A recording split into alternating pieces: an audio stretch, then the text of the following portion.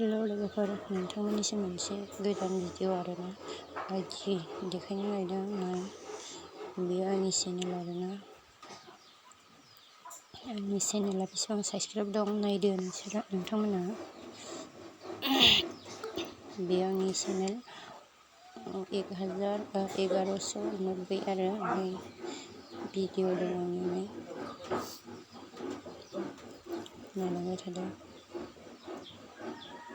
बेयो आंनि भिडिअ आरोना। बाहेरानि भिडिअ होनाया 152 थांबाय मोनसे, ओमफ्राय मोनसेया 147 थांबाय, ओमफ्राय ओरैनो बाहेरानि भिडिअ, ओमफ्राय नैबे 21K थांनायनि, ओमफ्राय नैबे मोनसेया 49 थांनायनि आरोना। ओमफ्राय मोनसे सर्ट भिडिअआ आंनि नैबे भिडिअआ 69 थांनायनि आरोना। नायलांबाय था। ओमफ्राय आंनि अनेक भिडिअ दं आरोना। बे आंनि भिडिअ गोजा। आंनि लाइकबो दं। पस्ट होदों आंनि पस्टआव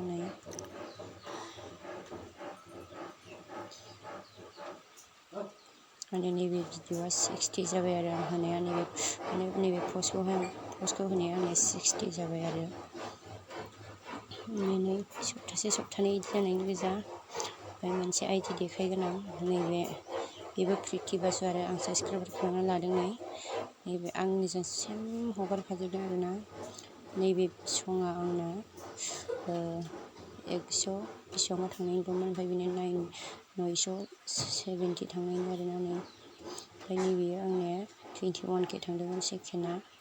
नैबे गेजेरनि सेकेन्डनि गैबावा, बे आं दानबाय। ओमफ्राय नैबे 12K आवहाय आंनिया 49K थांनायनि आरोना। नायलांदो। ओमफ्राय बे आंनि सेम भिडिअखौनो होफैजोबदों आरोना। बे आइडिया आंनि नङा।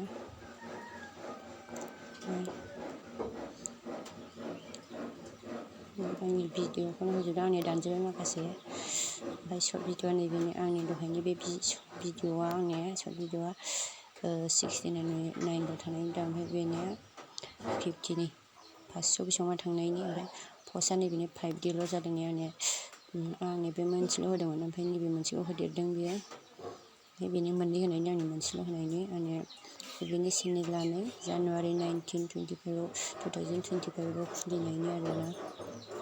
नायलांबाय थादो। ओमफ्राय नायलांदो आंनि चेनेला बेसेबाङाव खुलिनायनि। जानुवारि 10 तारिख 2025आव खुलिनायनि। बैनो 19 तारिखआव 10 तारिखआव खुलिनायनि आरोना।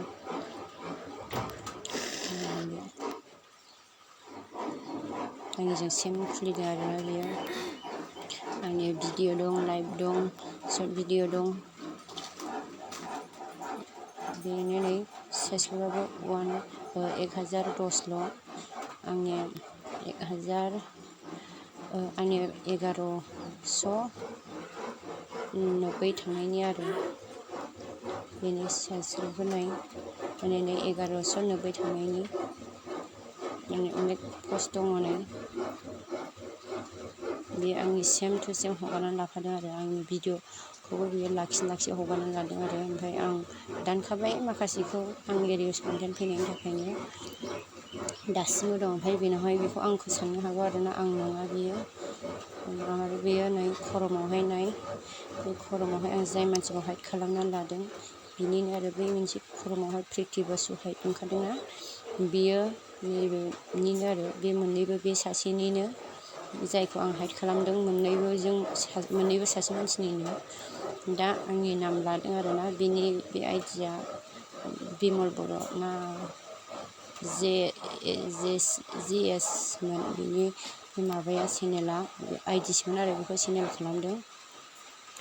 खरमावहाय हाइड खालामनानै दोननायखौ आं गोसोआव दंखायो। बे आं हाइड खालामनानै दोननाय, जायखौ आं हाइड खालामनानै दोनदों बिनिनो गोजा आरोना। लादो।